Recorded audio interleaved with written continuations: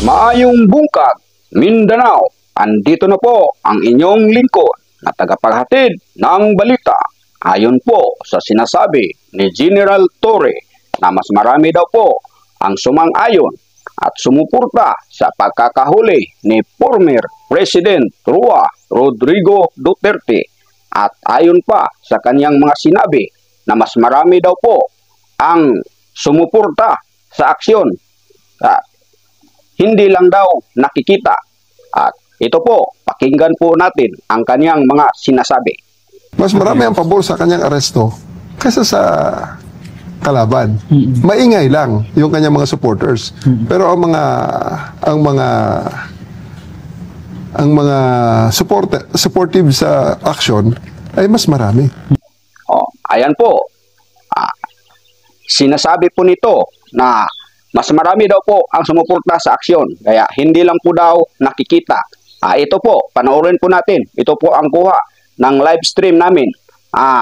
Kung saan makikita po natin kung gaano karami at mabibilang lang po ang sumuporta sa aksyon. Ito po, panoorin po natin. Hindi po yan. Hindi po yan totoo. Parang nagkaroon lang po ng technical problem yung aming site. Ito po talaga ang totoong kuha ng aming live stream. Ano ang kasigaw ng masang Pilipino? Parang hindi rin po yan. Pasensya na po.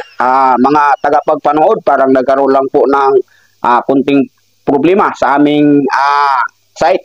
Ito po talaga ang totoong nangyari at ito po talaga ang totoong sumuporta ng aksyon ng sinasabi ni Torre. Ito po. Parang nahack po yata yung ano namin, yung system namin. Pasensya na po. Magbabalik po ang inyong lingkod, Jimar Mix Vlog.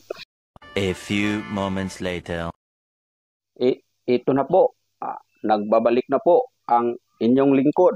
Pasensya na po kayo kanina kasi may kunti lang pong kaming inayos sa aming system kasi parang nahack po talaga.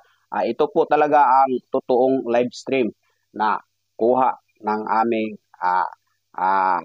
site. Ito po, panoorin nyo po kung saan makikita nyo po ang totoong sumuporta kay BBM. Ito po.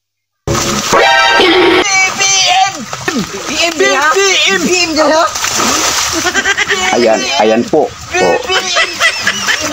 Yan po ang sinasabi ni General Torre na marami po talaga.